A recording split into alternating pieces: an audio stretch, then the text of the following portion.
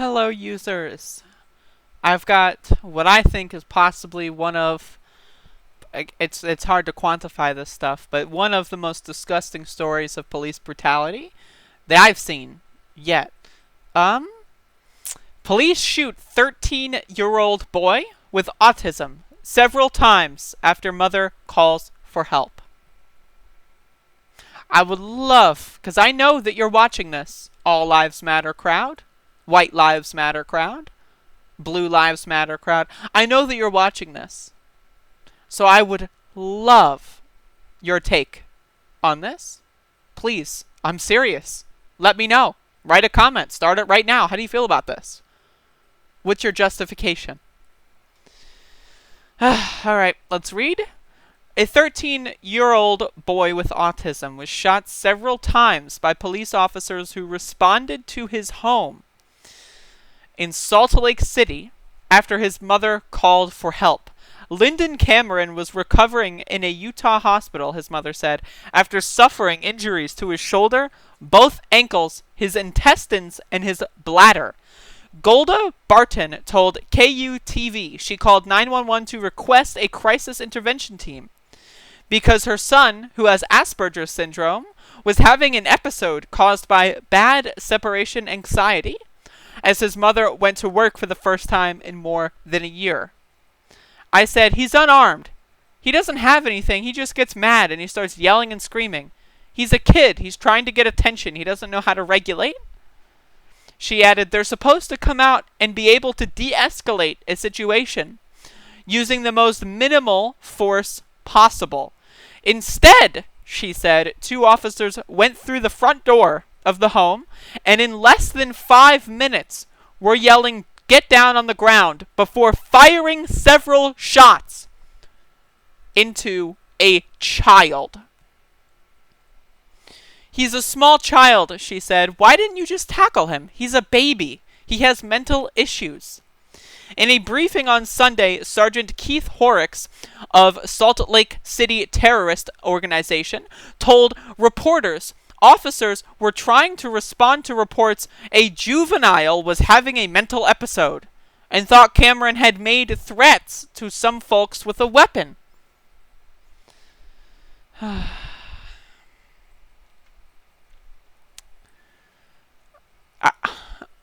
The mother literally explicitly states that he's unarmed. And the game of telephone by the operator to the police force, to the responders, is, we got an armed to the teeth teenager. He might have grenade launchers. Go in and kill him. Put him down. What? Jesus Christ. Police confirmed they did not find a weapon at the scene. Wow. Shocking. Across the U.S., killings of unarmed civilians by police, especially Americans of color, have raised alarm among community groups and stoked ongoing protests. Many say law enforcement responses to public health crises often put the mentally ill at risk. Protests erupted in Rochester, New York, after body camera video from March showed police responding to a call about a mental health episode, mocking 29-year-old Daniel Prude and putting a hood on his head. Prude, who is black, died of asphyxiation.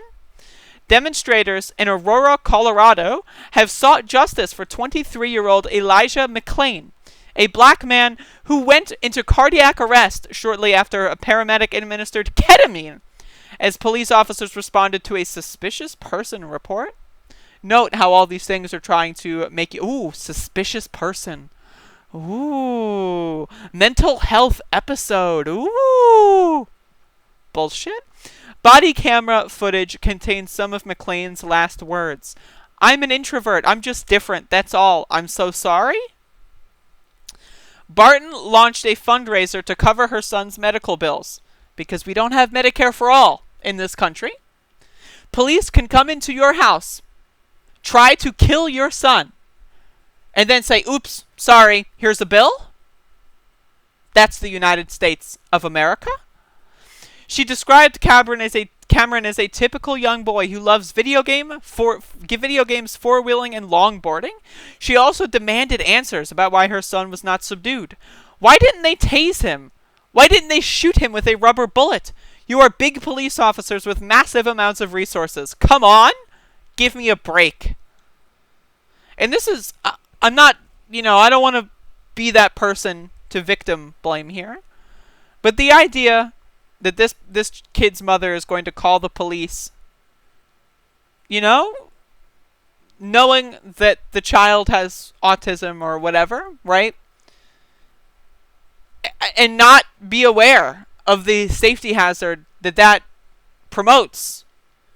Like, I think that's just irresponsible. We know that the terrorist organization known as the police, the white supremacist gang, the neo-Nazi organization known as the police force in this country, we know that they discriminate heavily against people with mental health conditions. We know that. This has been a fact for years. Well documented, well established. And yet, when people call to defund the police and fund social worker programs, social welfare programs, public health programs, you see liberal politicians and conservative LARPers on YouTube and Facebook say that Blue Lives Matter. They're just doing their goddamn job. So you're telling me it's in the job description? If I were to go to a police academy right now, I would be told it is my duty to swear on the Bible to protect and serve white supremacy and to murder mentally ill teenagers? That would be my job? Blue Lives Matter? They're just doing their job? They're just following orders? What orders? Who gave them the orders to try to kill this teenager? Or did they just feel like it? Or did they just go like, we have guns. Let's fucking use them. I haven't shot anyone all week. Let me get my trigger finger satisfied. The cops are terrorists. Plain and simple. There is no defense. If you are defending cops in this in the institution of the United States, if you are defending the police as a system, you are nothing different than slave owners. Well, except for the fact that you're probably not profiting as much as they did, which makes it all the more pathetic and all the more cringy. You just want to be a slave owner. You just want to be an oppressor. So you'll live vicariously through others instead of realizing, maybe I should actually stand up against government tyranny that I spent 8 years under Barack Obama crying about on Facebook and Twitter all day. Nah, let's just endorse police trying to murder a child. Disgusting. And I just have to say again, the lack of education when it comes to mental health conditions in the police and in society in general is disgusting to me. And again, the idea that a mother is just going to call 911 on their child, I'm sorry, but that just seems also kind of, I'm not trying to victim blame here. I'm really not. I'm so sorry. But I hope that she learns the lesson from this. Because cops aren't our friends. They're not here to protect anybody. Unless you're making at least $500,000 a year and your home value is at least $1 million worth, they're not on your side. They don't give a fuck about you. They would rather see you burn in hell and die and suffer for all eternity than to ever even give a thought to protecting you in any capacity. Because it is a broken institution. It is a broken system. Or maybe, think about this, maybe it's not broken. Maybe it's just doing exactly what it's designed to do. Because after all, the modern day police, the institutions of police, grew out of slave patrols. Really makes you think.